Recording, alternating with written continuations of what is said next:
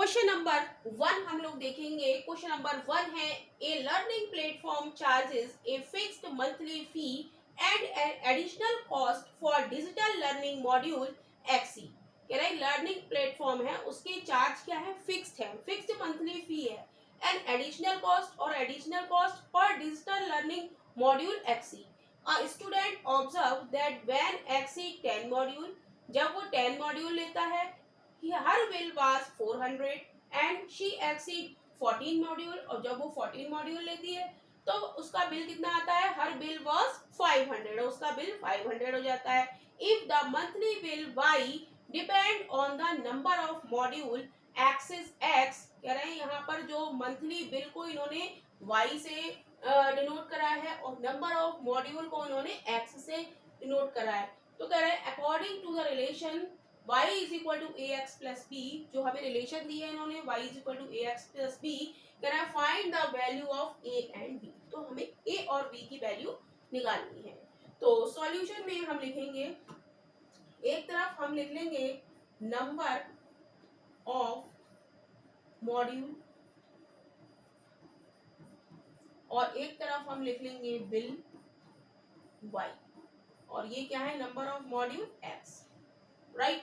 वो कह रहा है क्वेश्चन में वो कह रहा है कि मॉड्यूल कितनी है, 10 है, तो बिल उसका कितना है, 400 है, राइट। और जब मॉड्यूल 14 है तो बिल उसका कितना है, 500 है। तो यही हमें यहाँ पर पुट करना है।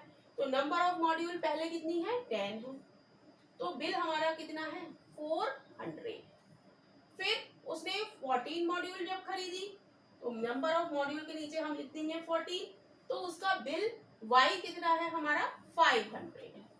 अब वो कह रहा है कि हर if the monthly bill y depend on the number of module x according to the relation, हम ये रिलेशन दी है, इसमें हमें ये वैल्यू फिक्स करनी है। तो हम लिखेंगे according to question y is equal to a x plus b, ये हमें क्वेश्चन में दिया है।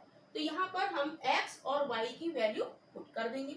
यहाँ पर y हमारा कितना है, 400, और यहाँ पर x हमारा कितना है, जब 400 बिल है तो x हमारा कितना है, 10 है, a क्रॉस 10 प्लस b, और जब हमारा y 500 है तब हमारा x कितना है, 14 है, यानी कि a cross 14 plus b।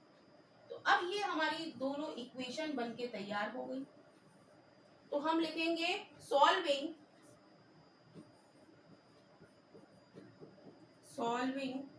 Equation 1 and equation 2। तो 400 is equal to a cross 10 है तो इसे हम लिख देंगे 10a प्लस b, और 500 is equal to 14a plus b, right. तो इसको सॉल्व करने का तरीका हम पिछली क्लासेस में देख चुके हैं। हमें a और b की वैल्यू निकालनी है। तो यहाँ पर b और b सेम है, तो यहाँ पर हम माइनस का साइन लगाएंगे, b से प्लस का b से माइनस का b कैंसिल हो जाएगा। तो यहाँ पर कितना बचेगा, 400 में से 500 जाएंगे तो माइनस का 100 इज इक्वल टू माइनस का 4a, माइनस से माइनस कैंसिल हो जाएगा। तो 100/4 इज इक्वल टू a, 4 से काटेंगे, 4 दूनी 8, 4 पंजे 20, यानी कि a बराबर कितना आ गया, 25। a बराबर हमारा कितना आ गया क्वेश्चन में, 25 आ गया, राइट। तो अब हम निकालेंगे b की वैल्यू, राइट। a हमारा कितना आ गया, 25।